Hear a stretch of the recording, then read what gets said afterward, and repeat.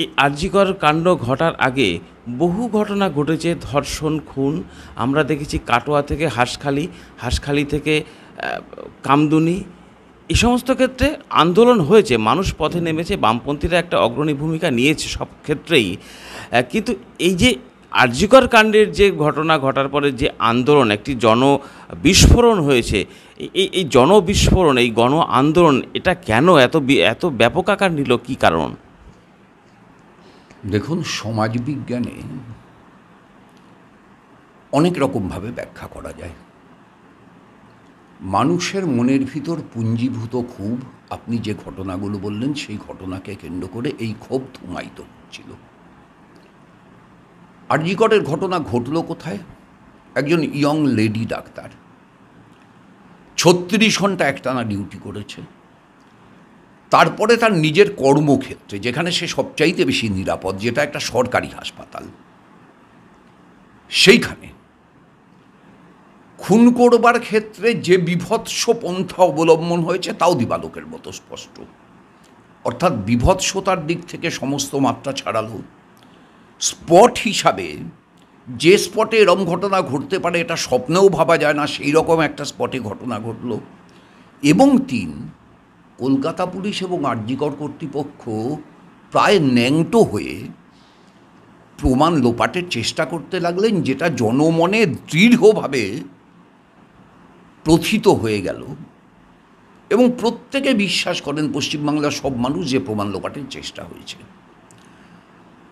ফলে এই ঘটনাটা অন্য সব ঘটনাকে ছাপিয়ে উঠল এবং মীনাক্ষী মুখার্জি, কলতান দাশগুপ্ত, ধ্রুবজ্যোতি সাহাদের নেতৃত্বে আমাদের যুব বাহিনী গাড়িটা আটকানোর মধ্য দিয়ে এই ধুমায়িত ক্ষোভের যে সলতে, সেই সলতেতে আগুনটা লাগিয়ে দিল। আগুন তো বড় পবিত্র জিনিস। সেই আগুন যখন মানুষের বুকের ভেতরে জ্বলে, তখন তা কাউকে পোড়ায় না, তখন তা গোটা সমাজকে শুদ্ধ করবার কাজে ব্যবহৃত হয়। সেই আগুনটা জ্বলতে শুরু করল। সমাজ শুদ্ধিকরণের মহোৎসবে মানুষ মেতে উঠল। সেই জন্যেই এই আন্দোলন এই মহৎ চেহারা নিয়েছে। আমার একদম শেষ প্রশ্ন, এই যে আরজিকর কাণ্ডের বিচারের দাবিতে যে আন্দোলন একটা ব্যাপক আকার নিয়েছে, শুধু পশ্চিমবঙ্গ নয়, সারা ভারতবর্ষ ছাড়িয়ে বিদেশের মাটিতে ঢেউ আছড়ে পড়েছে, কিন্তু আমাদের রাজ্যের রাজনীতির থেকে একটা অংশ, একটা নির্দিষ্ট রাজনৈতিক দলের একটা অংশের পক্ষ থেকে বলা হচ্ছে এই আন্দোলনটা যেন অরাজনৈতিক হয় এবং অরাজনৈতিক হওয়া উচিত। কোনো আন্দোলন কি কখনো অরাজনৈতিক হতে পারে? আমরা বিশ্বাস করি না। আমরা অরাজনৈতিক শব্দবন্ধটাতেই বিশ্বাস করি না। অবশ্যই রাজনৈতিক। স্বাস্থ্য ব্যবস্থার সংস্কার চাই, এ দাবি কি রাজনৈতিক দাবি না? সমস্ত নারী কর্মী যেখানে যে আছেন তাদের উপযুক্ত নিরাপত্তা চাই, এ দাবি তো রাজনৈতিক দাবি। সুতরাং আন্দোলন পুরোমাত্রাতেই রাজনৈতিক। প্রশ্ন হচ্ছে দলীয় রাজনৈতিক পরিসরে গণ্ডিবদ্ধ কিনা। উত্তর না। আন্দোলনটা সব মানুষের, দাবিগুলো সব রাজনৈতিক। দাবিগুলো যাদের কাছে, তারা একটি রাজনৈতিক শক্তি যারা সরকার চালাচ্ছে।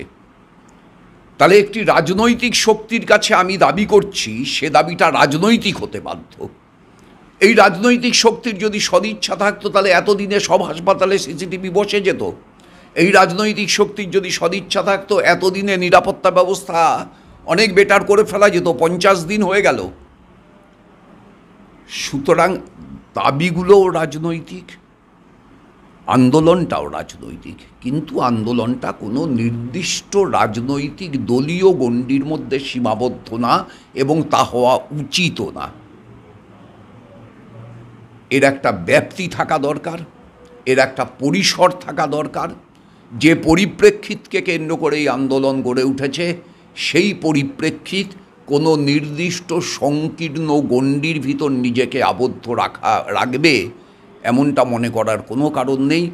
গণ্ডি ভেঙে বৃত্ত বড় করে বৃত্তের বাইরের অজস্র মানুষকে এই আন্দোলনের মধ্যে আনা, রাজনৈতিকভাবে দলমত নির্বিশেষে, ধর্ম বর্ণ লিঙ্গ নির্বিশেষে সব মানুষের আন্দোলনে পরিণত হোক তিলোত্তমার আন্দোলন, এইটাই আমরা চাই এবং এটাই হচ্ছে। আরজি করের যে মহিলা ডাক্তার ধর্ষণ এবং খুন হলেন, এবং তার প্রধান অভিযুক্ত ওই যে সঞ্জয় রায়, যাকে বলা হচ্ছে, যে ব্যবস্থার মধ্য দিয়ে সঞ্জয় রায়দের জন্ম, শুধু আরজি কর হাসপাতাল তো নয়, সরকারি সমস্ত জায়গায় একটা বেসরকারিকরণের একটা প্রক্রিয়া চাপিয়ে দেওয়া হয়েছে।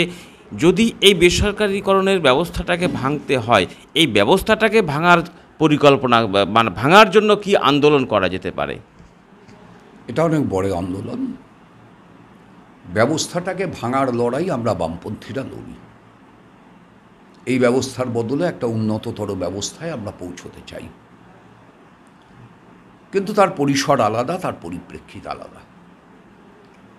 আপাতত এই ব্যবস্থার মধ্যে যতটা ভালো সম্ভব এই আন্দোলন যদি সেইটুকু দিশা দেখাতে পারে, সেটাই অনেকটা পাওনা হবে। আমরা সেই পাওনাটার জন্যই লড়ছি।